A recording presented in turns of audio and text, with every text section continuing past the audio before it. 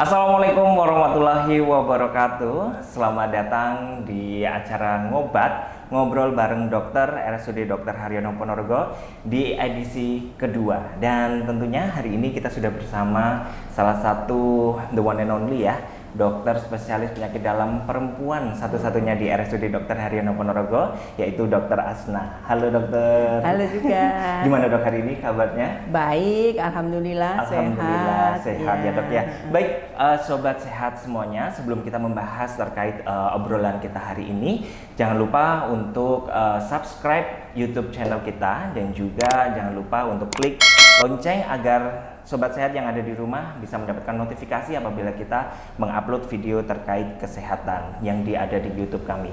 Dan juga buat sobat sehat jangan lupa untuk follow media sosial kita yang ada di bawah ini. Nanti silahkan untuk follow terlebih dahulu. Ya, dok. Jadi hari ini kita akan membahas terkait diabetes, dok. Baik. Jadi tahun 2023 RSUD Dr. Haryono merilis bahwa ada 10 penyakit rawat jalan itu nomor 2-nya ditempati oleh diabetes. Nah, seperti dok, untuk sobat sehat yang ada di rumah nih, sebenarnya diabetes itu ada penyakit yang seperti apa sih dok? Bisa dijelaskan? Oh ya, terima kasih. Jadi kalau RSUD Dr. Haryono merilis bahwa diabetes ini merupakan penyakit 10 terbanyak, itu tidak heran ya. Di Indonesia juga demikian, termasuk juga dalam 10 penyakit terbanyak. Jadi diabetes itu sebenarnya adalah suatu penyakit kelainan metabolik dalam tubuh pasien, di mana ditandai dengan kondisi gula darah yang tinggi, disebut dengan hiperglikemi. Penyebabnya itu karena kekurangan hormon insulin dan atau resistensi insulin. Jadi maksudnya resistensi insulin itu di dalam tubuh pasien itu ada insulinnya, tapi insulin tersebut tidak bisa bekerja secara maksimal. Ya, kedua penyebab itulah sehingga banyak sekali kita jumpai penyakit diabetes pada akhir-akhir ini. Oh, jadi berarti diabetes ini bukan hanya di RSUD aja ya. Jadi seluruh Indonesia pun juga menjadi salah satu penyakit paling banyak dijangkit oleh masyarakat Indonesia ya dok ya. Iya, nah, betul. Kalau kita sekarang berbicara tentang mitos atau fakta ya dok ya.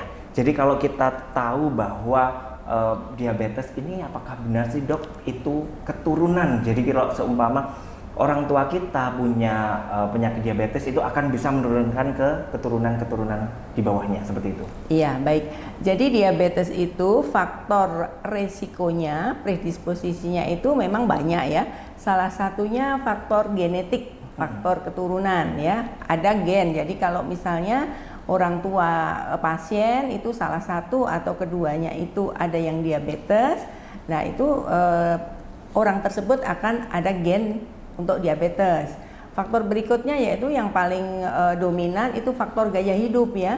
Gaya hidup misalnya kurang olahraga, terlalu banyak makan yang mengandung karbohidrat, faktor stres tinggi. Nah, itu juga akan memudahkan untuk muncul diabetes. Selain itu penyakit-penyakit yang lain misalnya hipertensi itu juga akan kecenderungan untuk memunculkan diabetes. Jadi pada seseorang yang orang tuanya misalnya diabetes, tidak serta-merta anaknya akan kena diabetes, asal dia bisa melakukan pola hidup yang sehat. Jadi kalau bapak ibunya misalnya diabetes atau mungkin neneknya diabetes, seseorang tadi harus lebih aware, lebih waspada dengan pola hidup yang bagus. Dengan cara tadi pola makannya bagus, kemudian olahraga, manajemen stresnya, tidak merokok, tidak ada penyakit-penyakit lain misalnya hipertensi gitu, itu akan terhindar dari diabetes. Jadi disebut mitos atau fakta ya, fakta juga ada gitu, tapi tidak serta-merta kalau orang tuanya diabetes dia akan menderita gitu. Oh, seperti itu ya dok ya. Ya. Jadi kalau seumpama keturunan ternyata saya pikir orang tua jadi satu garis di atas kita dok. Ternyata seumpama nenek kita atau kakek kita di atas kita itu ternyata punya resiko diabetes, berarti ada kemungkinan juga kita bisa mendapatkan penyakit diabetes seperti ini ya dok ya? Iya, betul. Kalau itu dari segi keturunan ya dok ya, kalau sekarang kita melihat sisi dari pola gaya hidup dok, kayak saya ini sepertinya cukup besar ya badannya. Ya, sudah lebih kayaknya ya. Itu apakah juga bisa terjangkit oleh penyakit diabetes ini? Yes, itu kalau kelebihan berat badan itu merupakan salah satu faktor risiko ya. Jadi misalnya seseorang itu kelebihan berat badan, olahraganya kurang, perokok, kemudian ada hipertensi, kemudian stres tinggi, lah itu malah makin banyak untuk kans terjadinya diabetes kalau faktor risikonya kan ngumpulnya itu makin banyak. Oh, gitu. Jadi apapun kita itu harus hidup sehat, berat badan ideal, memang itu supaya terhindar dari diabetes. Oh gitu. Ya. Kalau melihat secara ciri-ciri kasat mata dok, jadi kalau seumpama kita, saya sudah seperti ini, berarti saya kemungkinan besar akan terjangkit. Itu seperti apa dok? Ciri-ciri untuk penyakit diabetes ini seperti apa? Iya.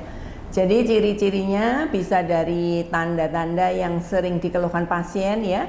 Dia tuh sering kencing ya, karena dia kadar gulanya tinggi sehingga seseorang itu akan timbul bolak-balik kencing ya, terutama malam hari itu bisa lebih dari 5 kali misalnya. Kemudian berat badannya turun, makannya banyak, jadi seseorang tuh tiba-tiba kok lapar terus gitu ya, bolak-balik makan tapi berat badannya turun. Kemudian ada gejala lain, sudah komplikasi, misalnya timbul gatal-gatal, misal maaf kalau perempuan gatal-gatal pada daerah kemaluan ya, sering karena jamur itu. Kemudian mata kabur, pandangan kabur, misalnya seseorang orang tua ya, misalnya pakai kacamata kok bolak-balik ganti, sebulan baru ganti kacamata, udah kabur lagi. Nah itu juga harus diwaspadai diabetes. Satu lagi pada laki-laki ya, impotensi ya.